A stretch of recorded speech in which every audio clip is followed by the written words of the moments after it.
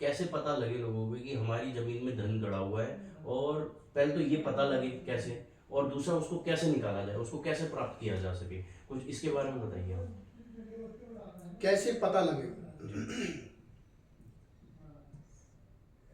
है कुछ कुछ। उसकी विशेष चीजें हैं जो कि आप ध्यानपूर्वक सुने, कि आपने बहुत सारी जगह देखी होगी कि खेतों में, ग्राम में कुछ जगह ऐसी होती कि जहां पर लाल रंग की चींटियां निकल रही होती, बहुत ज्यादा संख्या में। कहीं कहीं लाल चींटियां अचानक से बहुत बड़ी संख्या में लाल चींटियां लगातार निरंतर निकलती रहती हैं। और कुछ स्थान ऐसे होते हैं जहाँ पे सांप की बामियां होती हैं, जहाँ पे सांप का जिसको घर बोलते हैं, जिसको बामी बोलते हैं, तो वहाँ बहुत सारी बड़ी जगह में सांप की बामी होते हैं, छेद छेद होते हैं वहाँ पर। तो ऐसी जगह धन होता है।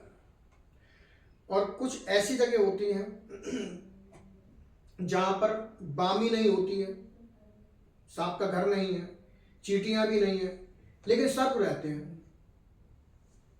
सर्प उस जगह को छोड़कर जाना नहीं चाहते जो है। और कोई वो तो सांप, आए दिन वहां पे सांप देखा जाता है। हाँ, आए दिन वहाँ सांप देखा जाता है।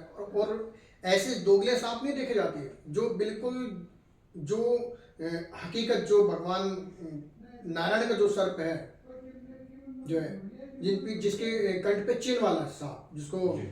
नाग बोलते हैं, बिल्कुल काला नाग, वो देखने के लिए मिलते हैं। और जो सर्प होते हैं ऐसे तो बहुत सारे सर्प हैं। कभी कभी एक क्वेश्चन ये भी है कि जैसे लोगों के वहम होता है दिमाग में कि हमारे घर के नीचे कोई धन तो नहीं है, अगर उसका पता करना हो तो वहां पे क्या?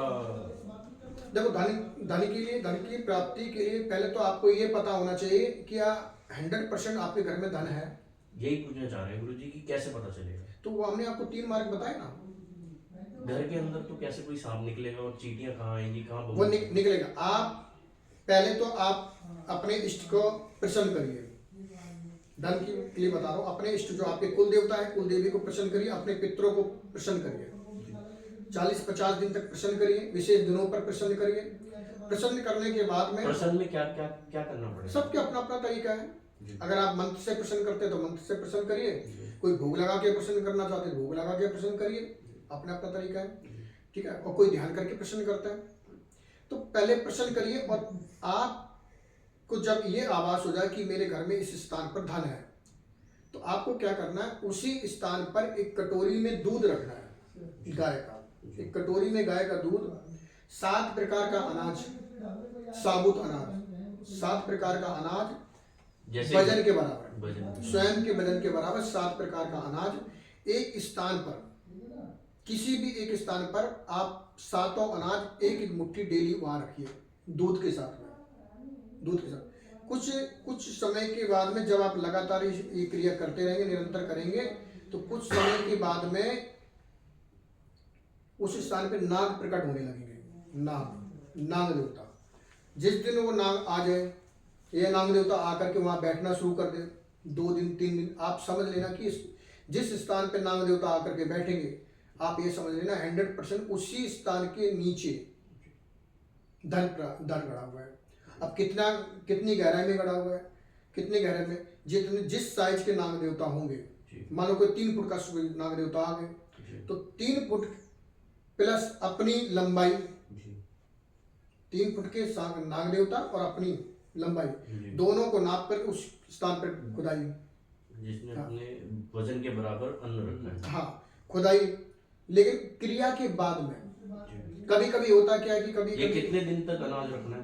ये रखते रहो लगातार, अलग अलग जगहों पे रखते नहीं, हैं? एक ही जगह पर, एक ही जगह पर रखते रहो, लगातार लगातार। और कभी कभी क्या कि कुछ ऐसे स्थान होते हैं कि नाला नदी के किनारे होते हैं, जंगल होते हैं, तो वहाँ आए के दिन सांप बैठे रहते हैं, सांपों को घर ही होता है। तो वो जो दोगले किस्म के सांप होते हैं वो नहीं, जो जिसको बोलते हैं किंग कोबरा बोलते हैं, जिसको नाग बोलते हैं, वो दिखाई देगा बिल्कुल, जो है साक्षात, जिसके खुर बना हुआ, गाय का खुर जो बना होता है ना, बिल्कुल वो दिखाई देगा।